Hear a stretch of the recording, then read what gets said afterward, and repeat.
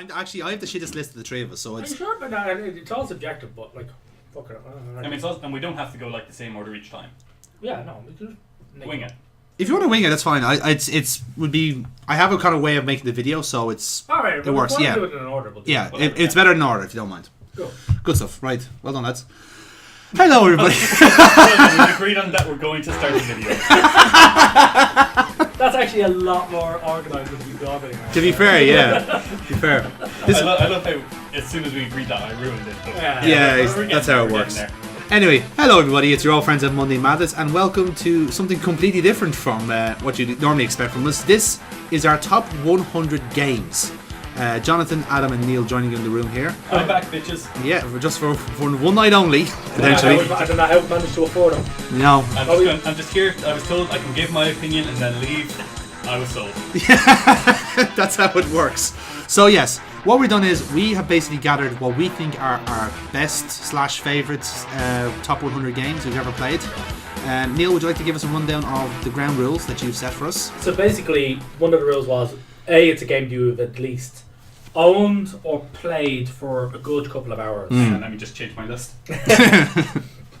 Because I think I arbitrarily set something like 5 or 6 hours, because some of the games that we've got they're not even 5 or 6 hours long. And it also meant you could put in arcade games as well if you wanted to. I think I've got 1 or 2 on my list. I definitely do, yeah. It's a game also then, the second rule is a game that you would play now. For at least an hour or two, not something that you just flick on for about 10 minutes. And yeah, pretty much it has to be a game obviously that you've played. Like, it's not like I've read a list and The Last of Us I heard was deadly, so it's number 10 on my list. Now fuck that. Or shit, I watched a famous Let's Player on Monday Madness play this. Plug. yeah, cool. Subscribe to the channel there, by the way, lads. If you want to see some more hot content. If you don't want to like, do dislike, because it's all. It all works the same anyway. The algorithm is fucked. Right, so with that in mind, actually before we do start, what kind of consoles do we all play? What's the spread that we have here? Because you want the list here? well, I haven't got them listed out, but what was your childhood's like games? Let's say, like your childhood consoles. Mine one starts off. I have C64 and Amiga games on this, and then I go through to Jaguar, Mega Drive, Genesis, if there's any American listeners. You have a fine spread. A couple of Sega CD games, because I had a Sega CD. Yeah. Nice. PS1. Don't think I've any no PS3 games or Master System games, because I didn't own either of them. Curious enough, I think I've only one SNES game because I didn't own a SNES. Right, interesting. That's fair. Yeah. So, yeah, mine's mostly PS1, PS2 style games. Yeah. I've got a couple of Xbox 360 because I had one of them before the PS3. And I have a Jaguar. I've one Jaguar game as well on it. You've lost all your reputation. I quite like the Jaguar because it's my favourite animal. Can I quote you on that? You can quote me on that. I love Jaguar. So yeah, Xbox, PlayStation games, that sort of thing. Couple of Game Boy. Yeah. Nothing too exotic for me. I'm kind of the same as you, Adam, because I've like predominantly been like PlayStation for the most part, and like a GameCube game. Oh, I've only had a Game Boy myself in terms of Nintendo consoles. Yeah, get your guesses in the comments. Could win a free trip to the Monday Madness House of Madness. I'm an N64 game. Travel not included.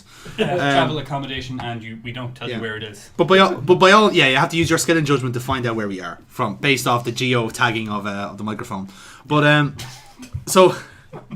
You guys don't geotag your microphone? Yeah, it's based off the background information. You did that way. Autism here, guys. Yeah, exactly. Yeah, you're right.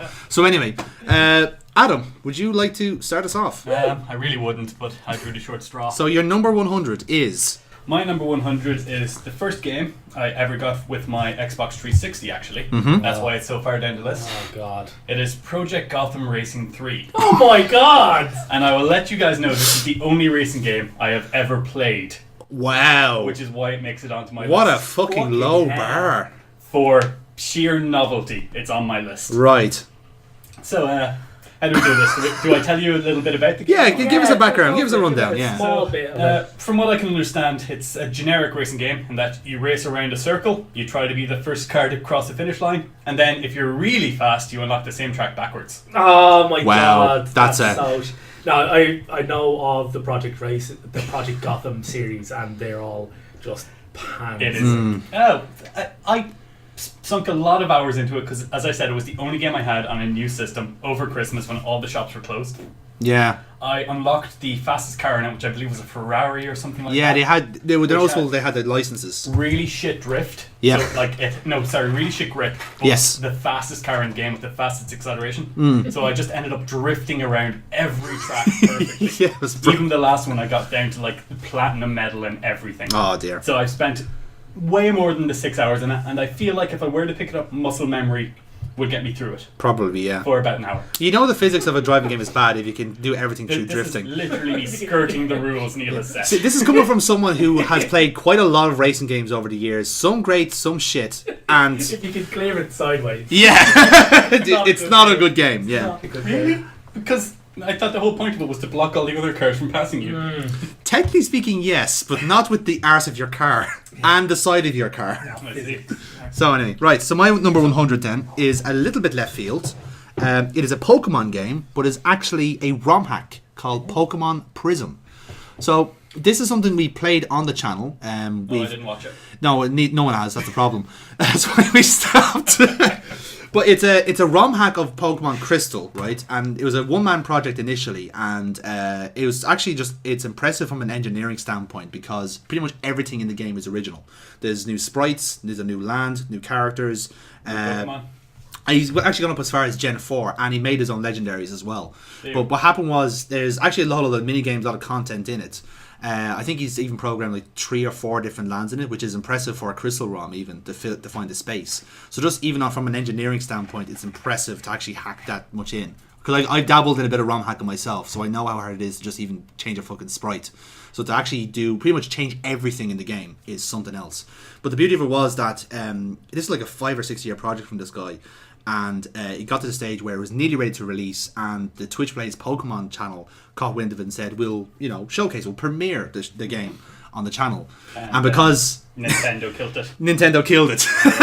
And just said, Saw that coming. so a month before it was supposed to be released, Nintendo said, no, fuck off. And then a few lads actually found the data, the ROM hack, wherever was like stuck on the Pirate Bay, and started remaking it. Oh no, people, we don't approve. We piracy don't here approve on you, Monday Madness. but you did make our list, so congratulations.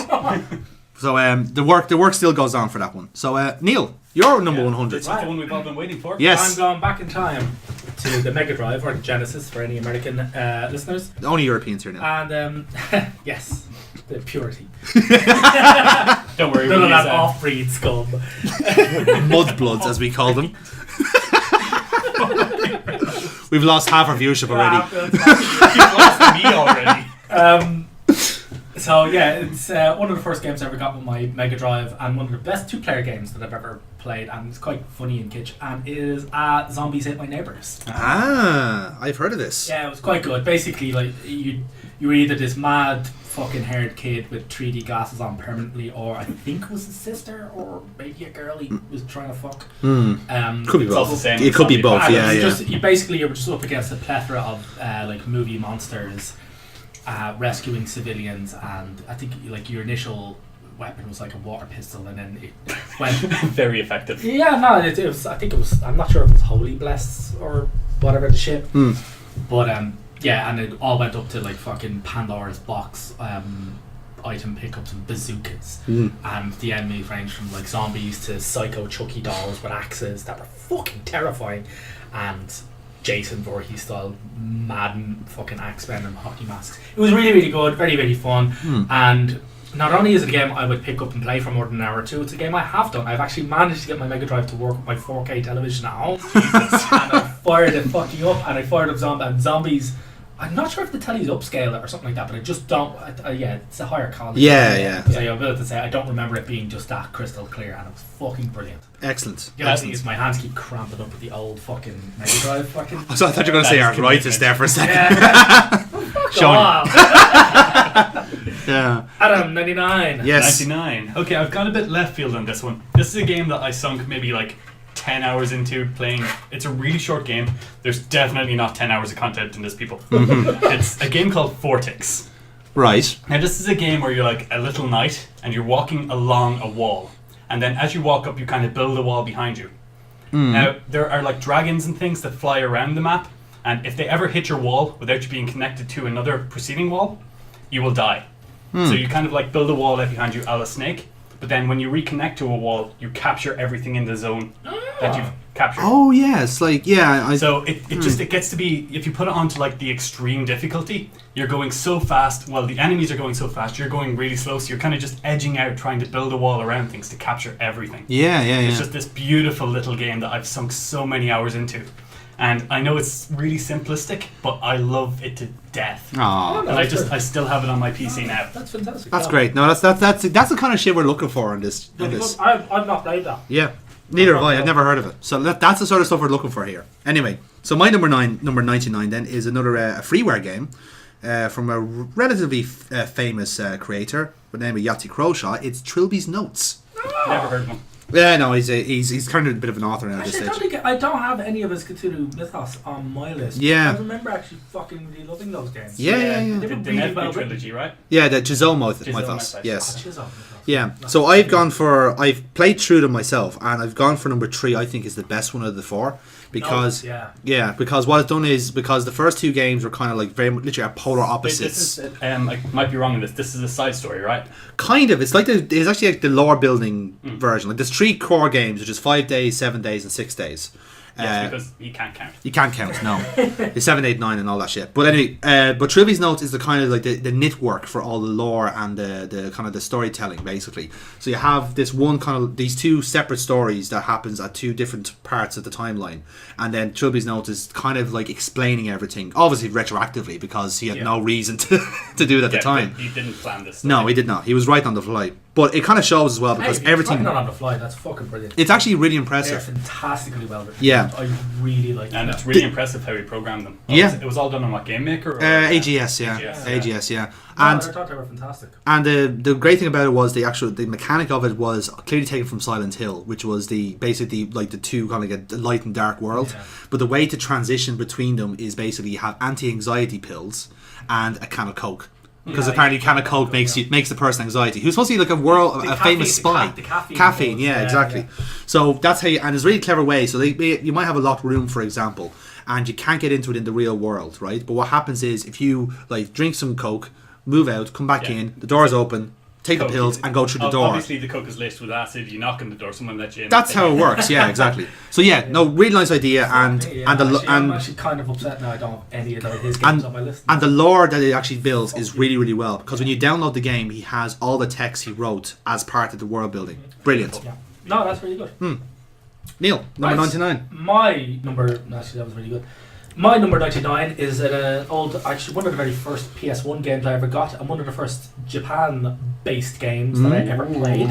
It's the first Parasite Eve. Oh! Nice. Oh shit, I've never played Parasite Eve. That's beautiful. I played Parasite Eve, I think I saw a friend of mine got it for his PS1 and I had no idea why he'd buy it because he's not before or since ever played a game like it. I think the cover had the main protagonist was a bit smoking hot, hot girl, and so I used to play that. And it was a weird blend of kind of turn-based.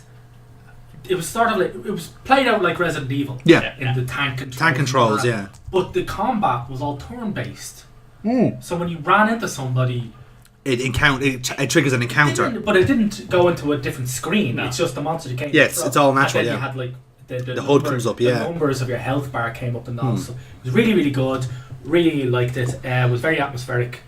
I really like it. It got me into kind of games from non-European maker. Yeah, so interesting. I started looking at a lot more JRPGs and Japanimation games and all that kind of stuff as a result of it. So I quite liked it. I quite liked it. Very, very good. Very nice. It's a great story too. It's fantastic. I loved the story. I couldn't really tell you a lot of it right now off the top of my head. I remember being absolutely fucking dead into it. Yeah.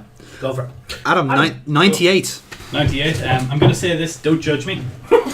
Here we go. This is. I have a feeling we're going to be hearing that an awful lot. Quite a bit on my ones. Quite a bit, yeah. This one is. It's a popular enough game. It's just like a little screensavery time killer thing. It's Audio Surf. Oh yeah! Well, yes. All right, yeah. No, I will. The court will accept this as evidence. For my gavel you can buy. It's like there we go. I like a game that lets you use your own music. I mean, like, it's the one kind of game where you can't blame the soundtrack for it sucking. And I also really like how it kind of generates things. So if you have a really high drop, it'll make that drop really fast, and the music just matches it, how it generates it. Yeah. And I really like the leaderboards and all the different types of gameplay. So you can do collect the blocks, collect certain patterns, try to avoid the walls. You get extra tracks. Yeah. Everything is super fun. And you can play like as many tracks as you want to work, because it's any music you want. Yeah. Literally anything. You can make your own like MP3 of you screaming into the microphone, and it'll generate a track out of that. What you do is, when we're finished recording this, right, I'll send you the audio file for this podcast, and you make the audio surf, and then we'll play through that, and I'll have footage of it. That would be the whole video for this section. What you're seeing now, folks, the game footage of this video is what Adam playing the audio surf. It doesn't make sense then. No. But listen to what we're saying, and it all makes sense. So, okay. Yeah, that's my idea. Nice. Right. So my number 98 is actually the most recent game I've played, primarily because it's something I wanted to check out before I made the list, and that's Another World. Oh. This is a game that's literally as old as I am. Crazy low. Crazy low. It is. And the reason it's low is because I think it's because I played it now. And first of all, I played the 20th anniversary version, which does not do it justice. Now, I'm going to be it's not great. Here. I have no idea what we're talking about. Okay, so this is a game. You ever hear of a game called Flashback? Yes. It's the predecessor to that. Predecessor to that. Yes, spiritual successor is Flashback to that game. Yeah. Okay. It's made by the same people, Delphine Entertainment, who done Flashback and like stuff like. Did they do the first Prince of Persia? They could have. They were heavy on the rotoscoped graphics. Yes, they were. They love rotoscope graphics at the time. But the great achievement of this game is the fucking background art. Yeah, I'm not going to add in too much because it's on my list. All right, okay. So I'll keep mine short then. Yeah. Basically, the background art I was blown away by, because myself and Neil have played several games from this era on a certain series, and the background art was not great. But then compared to something like Eric Chahi's work, who's obviously the lead designer, and fucking hell, it's something else. Yeah, it's surprising what talent will do for you. Absolutely, yeah. And the beauty of it was that like there's nothing is explained. You're literally just thrown in at the deep end. No, there's nothing. There's actually nothing. There's nothing at all. It's all cinematic. It's all like landscape stuff. Really immersive stuff. Yeah, like you said, Neil will expand further on this, but basically it's just you're thrown in the deep end on an alien world, and shit's happening. It's basically, higher up on my list, so yeah, we might not. Exactly. we might not get there. We might not get there. Yeah, in this session. Yeah. So, like I said, 98 is Another World.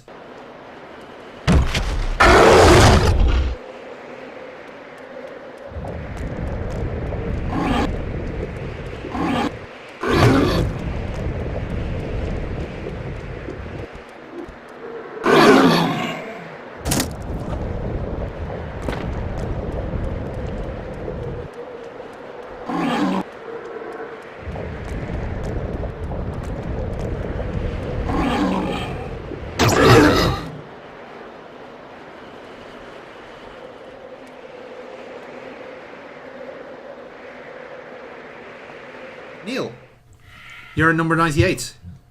My number 98 is a Sega CD game. Oh. And it's kind of the precursor to all the side-scrolling spaceship blow 'em up. Nice. Shmups. Yeah, shmups. It's a Sylphied. Ooh. Pause for effect here. Pause for an edit. It was originally released, I think, in 1998, and it was then ported up before our time. Ported up a good few times. Motherfucker. Just saying, you're showing your age It here. was ported up a good few times to the point where the Sega CD is considered. I consider it to be the definitive edition. Yeah. Really good. Pre-rendered graphics was the first. Pre-rendered backgrounds on side-scrolling things. One of the first games to do that. Yeah, like if you it was just get into a spaceship and just blow the shit out of absolutely everything.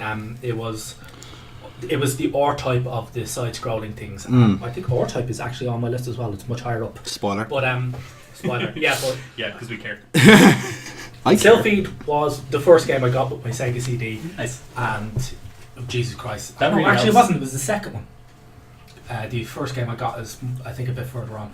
But yeah, no, Jesus Christ, it was brilliant. And of a limited game for that platform, Sega CD, it was fucking brilliant. Great stuff. Very nice. Very, very good stuff. Definitely a nice little history lesson. Indeed. That's pretty much your list at this stage. My next 3 are going to be a serious history lesson. Right. You can tell which forward you can tell who's the oldest out of the three of us, can't you? Adam, you're number 97, please. Yeah, so mine are less historic and less venerated, I'll say. Yes. My number 97 is a browser game, actually. It's a bit of YouTube bait, but I had fun playing it when it was there, and I can still throw myself into it. It's Happy Wheels. Little Oh. user-generated levels where you fly around on vehicles, and I just really appreciate. No, I appreciate you liked it. I just hate that it exists and it was used in such a horrible I way. dislike how it was used. Yes. But it is a really fun little browser series. And Yes, it is.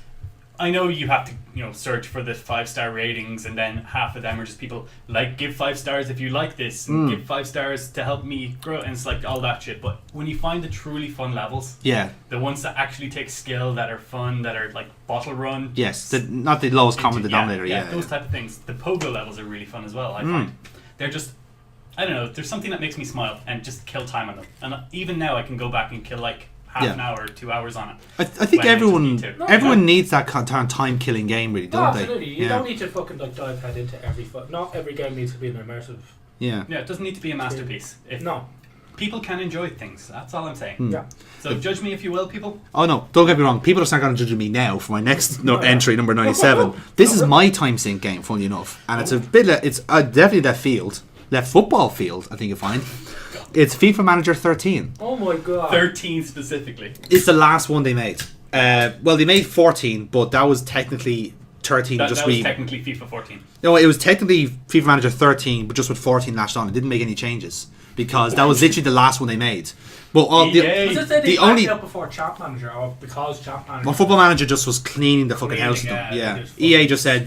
EA basically said because there were two different companies making it. Manager was like a German crowd that were basically competing with Football Manager. But the reason I love this is because first of all, it's not a proper football managing game because there's no sense of entropy about it, right? What happens is like everything gets exponentially bigger. So what happens is like if you play 20 to 30 years of this game, you basically see a little window into a horrible dystopian future where only football exists.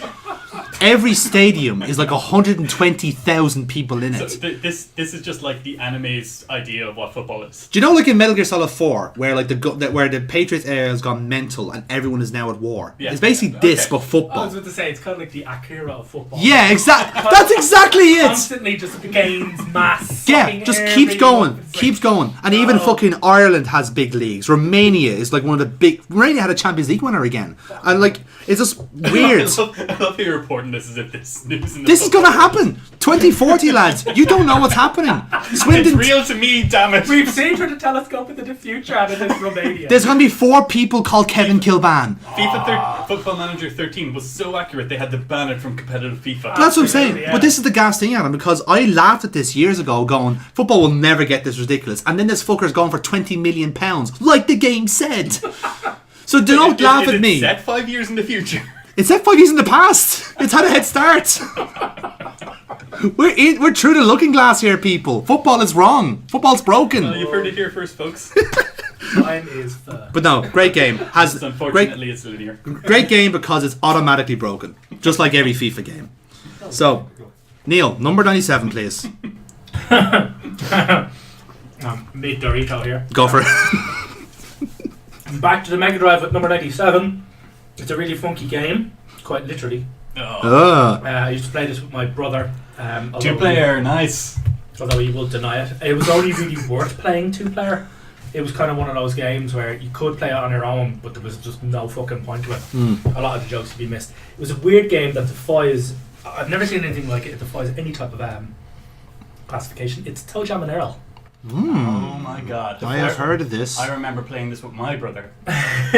Now, I remember the parcels, which are mandatory for getting power-ups. But they were totally randomised, and you could get something that completely fucked you in the You could ass. completely need them, and there is one time where you could roll like 1 in like 50 chance that just automatically kills you in game over. Yeah. But You you had to needed pick them. them up. You needed them. They were. The risk was there. It was a risk of one system. You leveled up, but you leveled up with like insults. So like you started off with you're a loser, and then you went up to Poindexter, and to like dweeb. And Dweeb it was is hard, weird actually. as you went up in insult. Yes. Like the insults got more and more diluted. I was like, what the fuck? Now this is a great series, as I recall. They went down Yeah, 3D afterwards. Yeah, right? the second one was kind of side-scrolling and far more action-packed. Excuse me. And it wasn't as good. But the first one was just one of the most bizarre games I've ever played. Rocket boots, which can just throw you off the stage. They were Yeah, ones, they were right? just, I just couldn't. Oh man, it's great. You would, if you show that to some kid now, they just look at this and go, What's the point? They had to have been on acid playing this. It's like when you show people like old, like children's cartoons, like the Clangers or something like that. Yeah. No, they must have been stoned off their bin, or like Rainbow. It's like, no, they must have been stoned. No, they weren't stoned because you couldn't have created something this vividly brilliant while under the influence of acid. And I should know. The worst thing. The thing that I'm worried about here is this is so high up in Neil's list. Yeah. So what are we going to get towards the end? This is freaky already. Yeah. No, Toe Jam and Earl, great game. Yeah. Like, but to be so low on Neil's list is interesting. Yes. If fundamentally it did fail as a kind of game, and that there was really no point to it. It failed as a game, but It just well happened. as a series, a franchise. It was about the power of friendship, Adam. Yeah. No, it really wasn't. About brotherly love. 96, Adam. Now, I'm taking this back to the realm of normal people a little bit here. Ooh, that's harsh. Going back to like normie bait, so you'll notice that the theme in mine is like my long ones are all like gimmicky games. Yeah, yeah. This one I believe is the ultimate gimmick. It is Guitar Hero 3 Legends of Rock. Oh, Gimmick City, lads. Fucking hell. Gimmick City. Yes, and I've chosen Guitar Hero 3 purely just for the set list. So one song in it made me consider not putting it in, and that is the Beastie Boys. No. Because always having to play that every time you start up a new game, like really early on, it's like, I don't want to fucking play the Beastie Boys to get to the good songs. That's the saying. Like you have to pay your dues, man. Yeah, I know. Like you've got to go through the music industry, suck a few cocks, whatever. That's how it works. Yeah. But it's just a really fun game, and it teaches you how not to play the guitar so well. Yeah, I based that as somebody who's been like playing guitar since it was yay high. Getting into like those games, it's all about rhythm. It's not about technique. Whereas it's the total opposite, but actually playing the guitar, it's all about technique. Okay, well, I'll give you my Guitar Hero controller. You give me your guitar, and we'll see who can play it. On the battleground known, €3,500. Fuck off. and we'll see who the true legend of rock is. Neil, I only have one string left, but I still think I can beat you. Fuck you, Adam. Weirdly, it's the thinnest string. Right, my number 96. Now, this is very, very low on my list, but the reason is because I didn't play it at the time it came out. So don't lynch me yet. It's Grand Theft Auto 3. Ooh. Very low on my list. I need a Grand Theft Auto on my list. So it is quite low. Neil instantly ignoring Jonathan. Yeah, his own list. that's fine. I'll just wrap. I definitely don't, because I don't think they're any good. Although out of the series, Oh wow, that's a fucking hot I take. really don't, Ooh. but I do believe 3 is the best out of all of them. I So, disagree with that completely. take. But Hot take. the reason is now to be fair, it 3 is a the great one. If I had a Yeah. hat, I'd 3 is throw it on the grand. Take off your dueling glove. no. I'm not instigating again. Like I said, the reason it's so low is because I got to it very, very late. So my standards were kind of higher from playing the previous GTA. Well, look who has high standards. Yeah, well, no, that's what I mean. Like, but it's Mister, how I can afford my own house. that's actually not true. But that's a serious allegation that I will not have on this channel. But anyway, like I said, at the time after playing it was felt awkward and clunky, but I can see why it was so fucking groundbreaking because the first like 3D sandbox game PS3 wise or PS2 wise even, and like I said, the actual stuff you can do in it is pretty cool. The gang warfare, all that sort of stuff. Being able to drive a car for the first time in the series. Listen to radio. No one can listen to radio before in video games. It's the first time I ever done it. It's like Alfred Hitchcock. It's a really good, like, moving from 2D to 3D, it worked really Yes, well. it did. Oh, it was a blessing for Grand Theft Auto. Blessing. And Also, like, I think story, it's also the one with the one with the most solid story I found. despite the fact that your protagonist is mute. Yeah, in fact, he is it actually kind of mute, yeah. works mute, because when they moved into protagonists that talk, it showed up how bad the writers are in the game series. Yeah. Because they just can't. It just, It's no, it doesn't. I'm like, actually, no, sorry, apologies. Are you sure The you're one not I thinking of enjoyed- Fallout series? The one I enjoyed, that as well. The one I enjoyed the most was Vice City. yeah. But I enjoyed that purely because it was so off the wall fun. The storyline to it. Yeah. Also, all the puns in it. The storyline Yeah. is complete garbage. The world building, the actual the puns, the Rockstar humor is the best thing about those games, hands down. Yeah. Also, they got Frankie Boyle in for one of the DLCs. That was for number 4. Yes. Anyway, Oh, that was a 4. that was 4. Yeah. Number 3 is the Frankie Boyle. So Ricky Gervais, I know, did a comedy skit in 4, right? yeah, and then in the DLC, the Battle of the Gay Tony, they had Frankie Boyle do the stand up. Vice City. No, that was Grand Theft Auto 4. Oh, right. Vice City is still a PS2 game. Cool. No, cool. How do you do, fellow kids? Paedophiles always have beards and glasses. What is it about that look that children find so sexy? Now, Adam, you're number 95, if you don't mind. Mine or Neil's? Yours. Oh, no, sorry, I'm wrong. Number 96. Yeah, 96, apologise. my 96. My 96 is back to the, well, still with the Mega Drive because my last one was. It's the best of the Strike series. It's Urban Strike. Do you remember the helicopter games where you flew around with the fixed view helicopters? Is that like a fucking Desert Strike and shit? Yeah, that's Yeah. Oh, it's the same series. Urban Strike was the third. Oh. It went jungle, desert, then urban. I did not know Of that. course, yeah. I mean, Desert, jungle, urban. that's It went desert, jungle, urban. Yeah. That's how the US military trains. Yeah. First you take out the sand people, then you take out the forest, then you kill civilians. Yes. And then we're going to the space. There was one sentence that they Was it called Yeah, Space yeah, Strike? yeah. I have no idea. what They call it it's called. Strike Space. It went Oh off. fuck, I forgot to put asteroids in. The Strike series went right off the rails after Urban Strike, but it was actually quite good. It was weird. It was one of the first games. They used like full motion video, kind of like GIFs for all the explosions. Yeah. So when everything blew up, it was just you got this kind of actual filmic explosion, Yeah. and then the building just disappeared. It was like a gif of an explosion. And then Yeah. they disappeared back. But it was good. It was the best of the Strike series. I sank so many fucking hours into this. Yeah. It was really, really good, and I quite enjoyed it. And yeah, no, it was really good, mission based, fun, blowy up, Excellent. stuff. Good, Nice. good stuff, lads. Good stuff. Now, Adam, you're 95. Sticking with my gimmicky games, and we won't be leaving them anytime soon. I'm going to a classic PlayStation 2 game, possibly one of the first AR games we had. Ooh. It was the iToy Play. Wow. Oh my fucking! Probably the only AR game we've got. Probably the only one in this list. And it was just, I don't know. My friend, when I was like in primary school, had an iToy. Yeah. And so like every time, like the first time I was introduced to it was his birthday when he got it. We would play the Kung Fu Fury thing and just smacking things out of the way, seeing them interact and fly up to the screen. Yeah. Was really fun. I can see the novelty in And, it, yeah. Wishy Washy, the song "When I'm Cleaning Windows." It was just so much fun and just so exciting to play through that and to see yourself like moving in the screen. Can I get that one more time? No. the main problem with it was like you were kind of reversed, and so they even made that a gimmick in one of the games where they give you actual movements, mapping yourself when you're off time because you were so used to playing it shit. But it was so much fun just on rainy days when you're at your friend's house. It's like, let's just play the iToy. Yeah, You know? because a number of the games I've got, a lot of them would be the first in the series of that type of game. So, for instance, like Toe Jam and Earls, like that's the first and probably only type of those types of sort of game. It's weird. I think I'll talk about it more when I've got Doom, because I've got Doom on this. Spoiler. Right, so my number 95 then is my only Flash game on my list, because I'm such a tart, but also that Flash is can be niche at best. This is called Marduk 2. So, you probably haven't heard of this one, but if you've ever been on Newgrounds or Congregate, you might have heard of it. I have a life. You do have a life, indeed. There was a time where I favoured free games because I was poor and didn't have standards.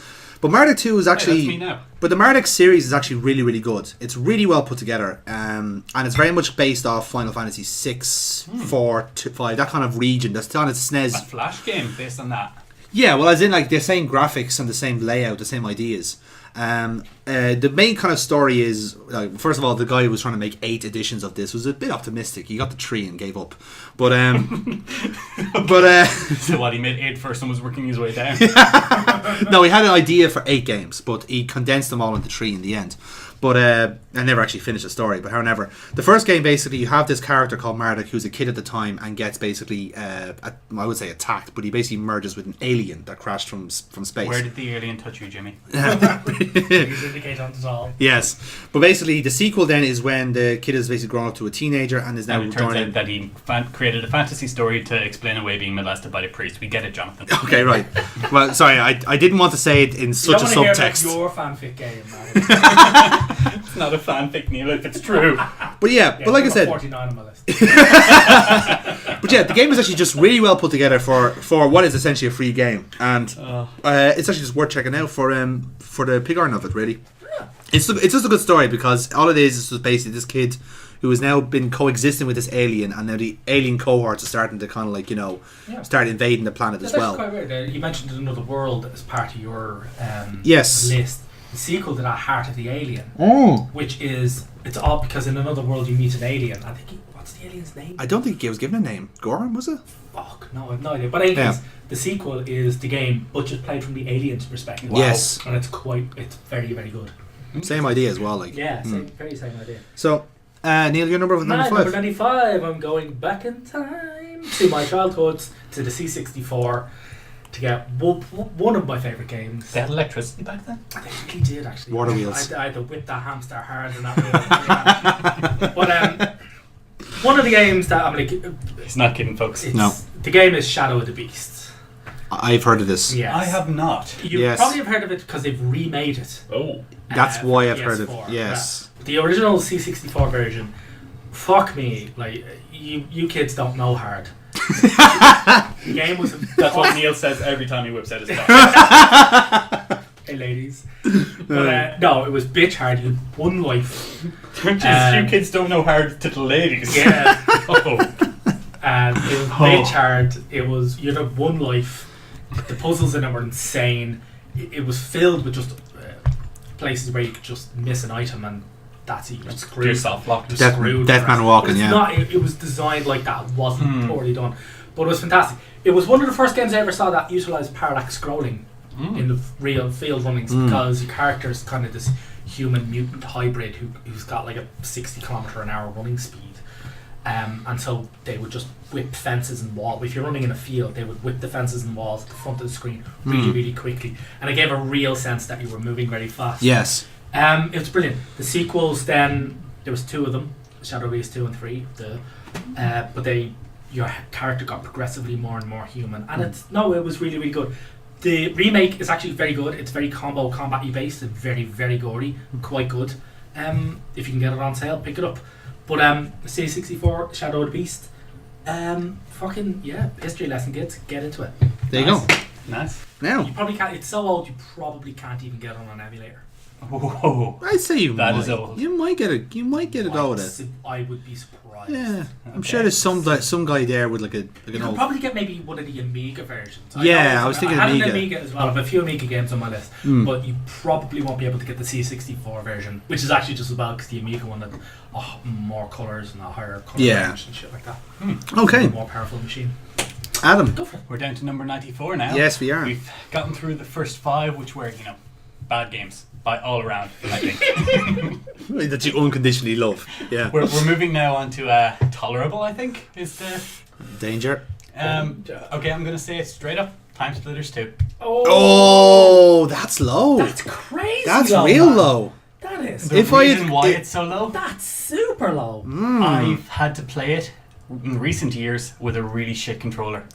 Now. Like a broken second-hand controller. So I know. I'm at a point where I'm just like frustrated with this game. You can't blame the game on that. I can actually blame the game on that because if it had slightly tighter controls, it would be a perfect 10 out of 10 I for me. think that's a little bit harsh. It's a subjective opinion, I have to say, Okay. but it's a great game. You're It's like fantastic. You're thrown through time. The story is just zany. It's fun. You become a fucking monkey, a harlequin. Yeah. You fight Quasimodo for some reason. Yeah. It's just 2-player as well, even better than single player. And don't at me on this because that is just great. The multiplayer is fantastic. I remember we used to just... You needed the PlayStation jacks in order to... you needed to connect. It was the PS2 game, wasn't it? Yeah, we used to do it. There was 4 of us. I used to take my PS2 up to my mate's house. We jack it in onto the onto the television because you had a really large television, so you could play 4 people. Oh, you had 2 televisions, so you play really well. What we do, there was like a temple level. Yeah. Oh, I hate that level so much. Angles in it. That is the level that I could not fucking beat with this shitty controller. But the angles in the level were crazy. So what we do is we set it so that everybody had dual miniguns. Yeah. At the very beginning, and then we put the ricochet up the front. Oh my god. So basically, and it was like just a central cavern with just corridors around it, and the central cavern immediately just turned into a fucking bullet festival. Yeah. It was brilliant. You wind up just running out of the corridor and not even aiming. You just be spraying bullets. Jesus, webs. Racking up the kills. As I say, this would have been far higher on my list had I not revisited it recently. That was so much fun. It's not on my list, unfortunately, but the reason is because I haven't completed it and I haven't played enough. I haven't completed. No, this. I have a lot of games that are missing on my list because I haven't played enough of it. Splitters 1 was really good as well. It was. Yeah, I like that. Yep. Alright, number 94. Now, this is a bit low as well, but again, kind of coming to it late. Saints Row 3. Okay. Ooh, So- I actually know the Saints Row. Saints Row is if you are kind of like, I wouldn't say like if It's you're like Grand used. Theft Auto, but it's crude and the jokes are juvenile. Yeah, well, it's kind of a response to GTA taking itself too seriously. Yeah. In that, like, they're actually trying to write proper They stories. went totally in the opposite Gritty, direction. exactly, and that's what's perfect about it. Like, if you like, again, I don't mind GTA getting a bit serious. Like, it's grand. Like, the lads have matured enough, they think, to If you make. want a game where you start out as a male character, you decide to have a sex change randomly and nobody will comment on it. Yeah, exactly. Yeah, because the protagonist is just so bland. It's the Like, same old guy beating people to death with a dildo. like there's one reason that Saints Row will make a list, and it's because of Johnny Gat. He's a fucking fantastic, hilarious I thought you character. were going to say the dubstep gun. That's coming up. That's coming up soon. That's in the wrong. That's not in that That's game. number 80. That's On yeah. its own. Dubstep gun. It's number Yeah. 80. How do we handle DLCs in these lists? Because it's got out of hell just as That's true. That's a good point, actually. Yeah, we never actually dealt with that. But standalone DLCs, I think Yeah, you're fine. standalone. Yes. Sorry. Standalone's dead, you can't. Yeah, like the example we'd use is Far Cry 3 and Blood Dragon. That's the example. Anyway, back to Yes. Saints Row. Go. So yeah, no, honestly, like it actually feels a lot like a piss take of GTA 2, where you had like these kind of weird zany clans in GTA 2. This is kind of the same because I think you've got like Morningstar, Luchadors, which obviously I would adore, and I can't remember the other one. I think they were like SWAT teams. I can't remember now. I'll have to check Sure, my you're not notes. thinking of Counter-Strike now. It could be Deckers. They were hackers. That's what they were.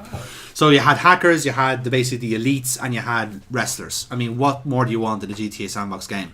But like I said, once GTA went super serious, they went, right, fuck you, we'll do the opposite. Yeah. And it was actually all the best for it. It was aliens invading and you becoming president. that was Saints Row 4. Yeah. That's Saints Row 4. Do you want to cure cancer or stop world hunger? Doesn't matter, aliens. Fuck that. Yeah. Okay, so Neil, you're number 94. My 94 is back to the Mega Drive. Quite possibly the funnest multiplayer game I've ever played ever, and I fucking defy anybody to fucking come up with one that's more fun to play with people in the actual room like we used to. With friends. And it's Micro Machines Military. Oh Wow. my god. Good shout. And it's Good shout. It's the cartridge that had the 2 extra slots Yeah. in the cartridge, so you didn't need a multi-tap. And you could play 4 people, and oh my fucking god. Amazing.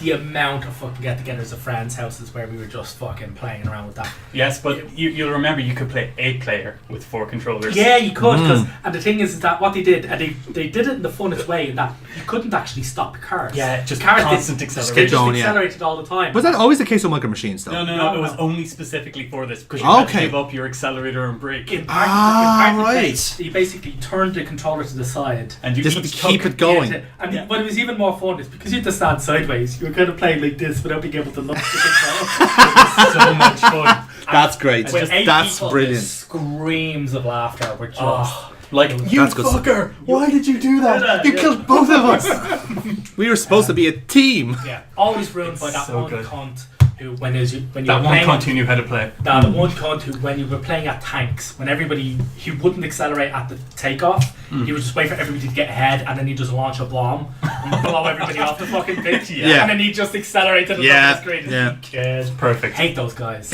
One of those guys, and you're listening, kill yourself. You don't need a serious. You don't need a serious about it because he's pointing at the microphone. Absolutely. But that was a brilliant game, and I loved it. And I think the audience felt it. Yeah. it was just one of the They'll see that. They'll hear the wind Yeah, that's change, a good call. It's a bit high for my liking, but good call. or low as the case may be. 93.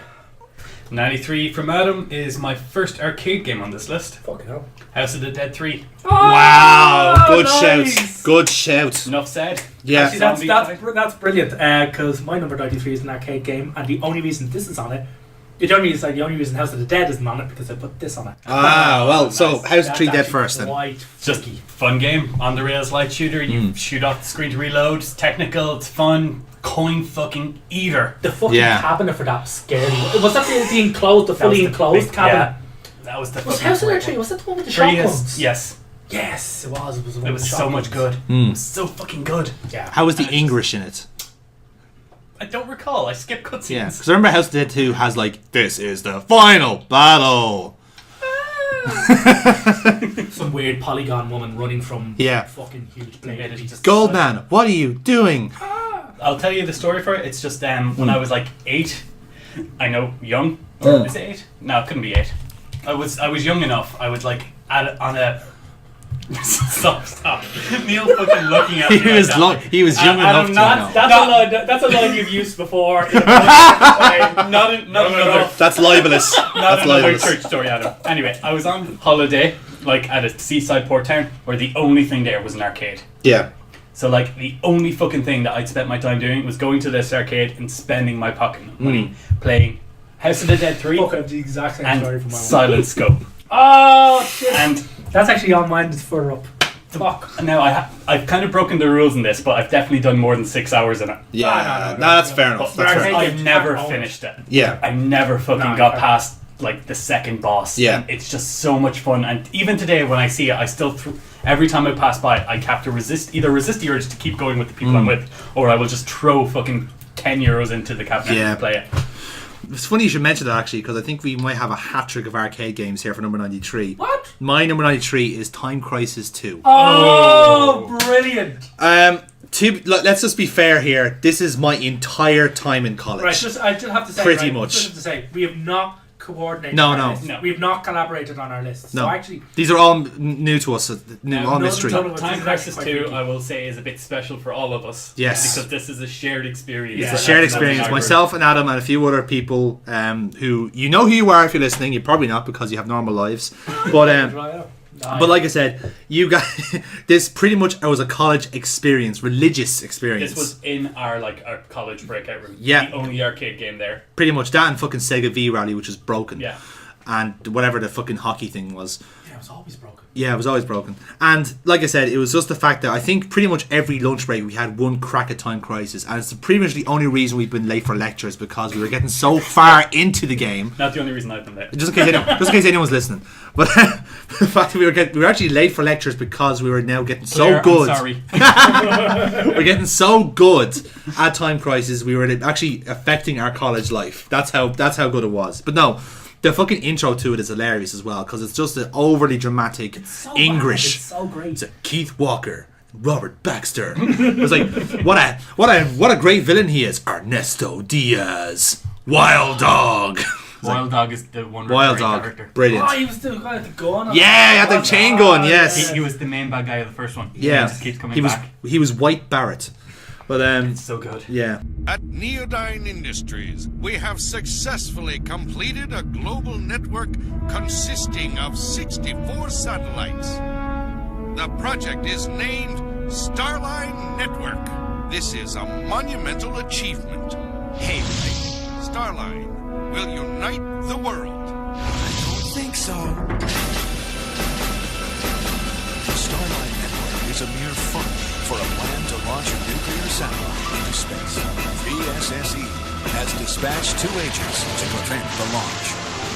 Keith Martin, Robert Baxter, There's some news.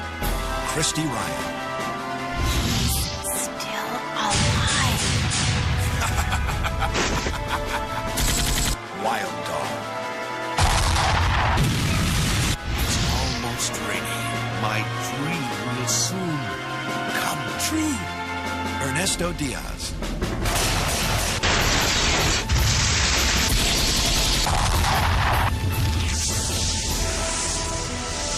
Time Crisis 2. Your project is going down in flames. They'll be here soon. So, to complete the trifecta, Neil, I pass it on to you. Yes, 93. absolutely. My 93 arcade game. And I'm really fucking upset I don't have Time Crisis. I've been looking through my list. I'm really upset by that. But no, I'm happy with this. It's Point Blank. Ah, yes. Challenge game. Yes. The challenge game Yes. where you do the fucking things on it. I gone through this like a fucking boss. The reason it holds a special kind of space in my mind in that it was the first. I think it was the only arcade game where when I was gunning through it, because they had the huge screen for it. When I was gunning through it, I had a crowd of people behind me watching me play it. Nice. Yeah. And I was absolutely crushing the game. In the zone, yeah. And I actually remember getting a kind of woo, and I was fucking maybe 10 or 11, probably 12. And I understand it sounds really lame, but I actually got a woo from the crowd. It was one of the very hard levels in it where you shoot a tiny fucking apple off the Poindexter's fucking head, and you got one bullet at it. So if you missed, you were fucked. Yeah.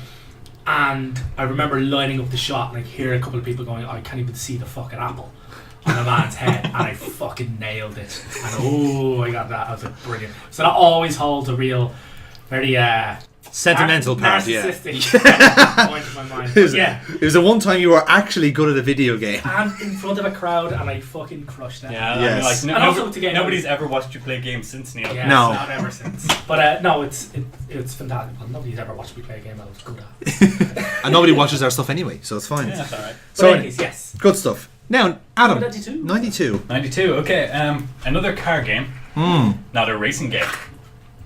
This is one of the first games that I got on my PlayStation 1, or my dad bought the PlayStation 1 Yes. with like a set of games from a friend. The first one we popped in, Tomb Raider 1. Yes. Second one we popped in, Destruction Derby. Yes! Oh! Fucking get in there. I was actually going to try and guess. I thought you were talking about Whiteout. I was going to say Crazy Taxi. Not racing. No, game. anyway, Destruction Derby. Oh, you did say there wasn't a racing game. Shit, sorry. Great game, just so much fun. The one thing I will always remember about it is how janky the physics were. Yeah. They were so bad. So The bad. arena, for people who haven't played it, your car has different sections which can take certain amounts of damage Yes. based on where you hit and how you get. There's like 6 hit points on the Yeah. car. They don't matter with the way I used to play when I was a kid. Because what I would do is I would drive into a pit at the end and just start reversing. I did that Now, too. Gravity tries to pull your car down. Your Yeah. reversing tries to pull your car up. The AI tells every other car in the game to ram you. I did that in the You're sequel, sitting yeah. on the wall. Yeah, And you're they're all parked. just driving straight Straight into off the pit. edge into I the kept pit. winning by default in the second one because it had the So pit in it. Oh, stupid. brilliant. That is just something that I always remember Yeah. today. Like the first game-breaking bug that Yeah. I've ever found, like exploit. And it's like I'm just so happy to remember that. Because that reminds me, I played the shit out of fucking the second game, Destruction Derby, and they always had like the cast of drivers as well. And the one hilarious thing I found was because obviously you had like these basically like these generic drivers called the General, who's American, and Rivet, who's British, and then the learner driver, who's Irish and has a fucking kick me sign on the back of it, and is a horrible ginger. It was like, thanks lads, you fucking racists. But funny you should mention Destruction Derby, Adam, because my game is made by the same people as that made that, Psygnosis. 10,227 days. I didn't waste a single one. When they led me out, I was ready.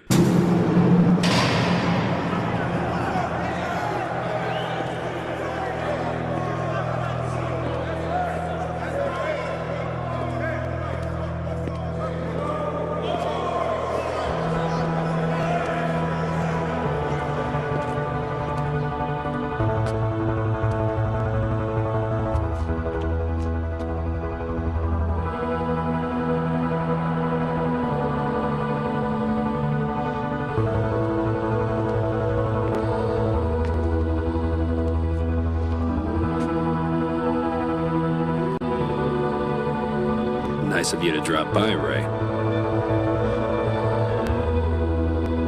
Driver Parallel Lines. One of the driver games. One of the driver games. Oh man, they were awful. Neil not showing his prejudice at all. So I did like the driver games, but only certain. But since Neil said that, not yes. No. There's a few driver games that are really, really good. This one has a brilliant premise, right? The premise is that half the game is set in 1978, and you're basically this guy called TK who's trying to get in and be a getaway driver and make a living for himself. He's only like 16 or 18 at the time, and he's trying to get in with this gang who's starting to form, trying to get into the cocaine trade. And basically gets in too hot, as you do, obviously, at an age. It's an aspirational tale, then. It's an aspirational tale of how you get stabbed in the fucking back. Because what happens is you fly too close to the sun, you get too big for your own boots, and you get shot, right? You get shot, you get stitched up by a dodgy cop, basically. So it's autobiographical. It's autobiographical as well, yeah. Always that part to it. And what happens is you go to prison for 28 years. And the other half of the game starts in 2006, where you're about to kill all the fuckers that put you in there. No. It's a brilliant premise. A geriatric man who hasn't driven for 26 years is out for revenge. It's actually a brilliant premise. I love the idea of it. The application was... What the fuck is an automatic? The application... It was actually kind of funny. There's cutscenes where he's trying to figure out how to like work a remote control, and he's switching off the hi-fi by accident. It's a hilarious cutscene. And he's just going, yeah, I'll get you one of those foamy coffees you like. He's like, cappuccino? Yeah, whatever, yeah. Very funny. There's a few sections in it. The premise is brilliant, but it was still kind of suffering from what I call Driver 3 syndrome, where it was trying too hard. It was a driver game? Yeah, well, it was trying too hard to be GTA, when it shouldn't have never been GTA. Yeah. It should have just been Driver. Just be all about car scenes, car chases. But it still tried to do shooting sequences and sandbox. Like, no, fuck off, lads. You do what you are good at. But otherwise, premise is brilliant. That's why it makes a list. Cool. Right, my 92 is the second horror game. Because on any of our lists, is it? Yeah. My horror games are much higher now. Yeah. Well, my first one was Parasite Eve. This is the second one. It's Clock Tower 2. Whoa! Clock Tower, the Scissorman fame. Yes. Now Clock Tower 2 was the first one that was ever released outside of Japan. Yes. The first one wasn't. And so I remember this one. This is the PlayStation 1 title, if I'm not wrong. Yes. Yep. And this is the one with the possessed girl, isn't it? The one that goes fuck off. No, it's the Scissor Man one. Is it the Scissor Man one? The first one where he's chasing you. The first level is where he's chasing you through the school. Yeah. Okay. That one. The amount of it was basically just set pieces after set pieces, and it was brilliant. Yeah. It was quite terrifying. Particularly, there's one scene like where he corners you. It's basically trying to get out of the level while avoiding any of the set pieces where he corners you, or doing the right thing in certain set pieces. Yeah. Whereas if you're investigating the dean's office, he corners you in the dean's office. You've got like a limited amount of time to like hike a bottle of ammonia into his face before he cuts you in half. Brilliant. Jaggy as a motherfucker. Right now, if you play it now, I mean, in particular, Destruction Derby as well is like polygons will cut you. Yeah. But no, it was what got me into horror games. Great stuff. It was just fantastic. And, you want to play it before you play the sequel, which introduces the magical girl elements. Yes, it does. Yes, that's the one I was thinking of. It was still a great horror game. Yeah, it was a real standard bearer for like a lot of what they did in Clock Tower 2. You'll see in other games that we now assume is standard, whereas back then we didn't even have a name. It was a bomb. Yeah, it was a shot in the dark. Yeah. It was fantastic, and it was really well done. It also did a load of multiple endings. It's like one of the first survival horrors that has a villain that actively hunts you. Yeah, it was like Nemesis. Actually fight back, so fucker, you couldn't kill him. Yeah, it was like Nemesis before Nemesis. Yeah. Pretty much. Very good. But it was brilliant. Great stuff. Now, Adam, 91. Last lap now of this video. Oh, 91. I'm totally not acting as if I haven't closed my list. We're all professionals here, lads. My 91, another PlayStation 1 game. Again, this is coming to the end of my gimmicks. It's Monster Rancher 2. I've never heard of this. I thought you mightn't. This is like, it has an anime based on the game. And one of the animes made to sell a PlayStation game. Right. The main gimmick of this game is think Pokemon, but every CD that you have, you can put into your PlayStation, and it will say, "You've unlocked a new monster." Oh, this sounds like fucking Beta Skylanders. This is kind of something like you raise your monster, it can battle. If it battles and loses, it will just straight up fucking die.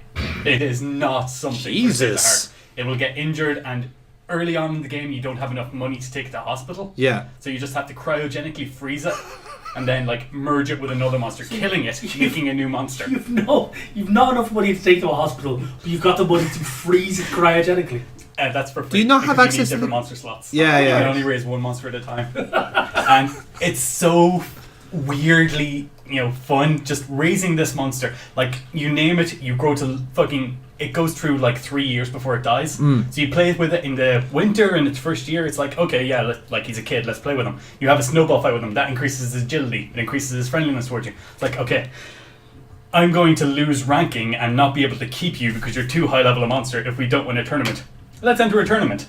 Oh shit, there's a giant rock monster here that will just punch you, that we can't deal damage to. And if it punches you once, you will just instantly die. I've increased your dodge quite a bit. Whip him once and then keep your distance. You will win by having that 99.99% difference. Yeah.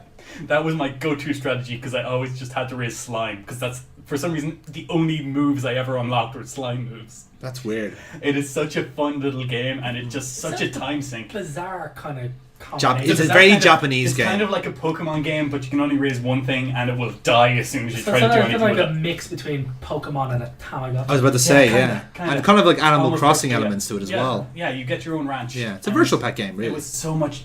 It was just so weird. If you haven't played it, I recommend trying to find it. It's There you just go. so good. That's a recommendation. So, my number 91, and this might be controversial to some people, to some nerds. My number 91 is Mass Effect 1. Okay. So, Crazy low. it is crazy low. The reason is, first of all, I did enjoy the Mass Effect trilogy for what it was, and you'll see it come up on my You list enjoyed later. it for the ending.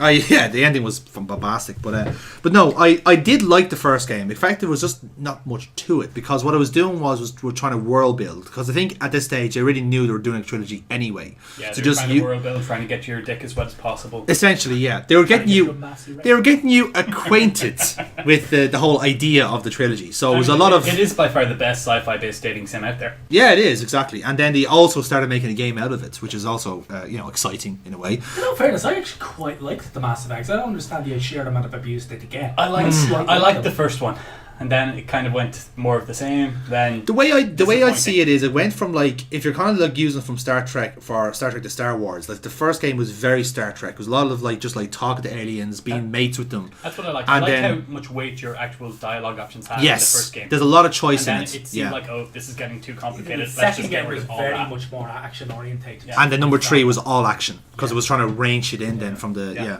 But like I said, I did like the first game because it was just a lot of like here's this alien race, here's this alien race, shake hands, shake flippers, whatever it is, and like I said, there was a lot of choice, a lot of customization. Obviously, just being like either whatever kind of character you want to be, whatever you want to ride, go for it. It's space, no one can hear you.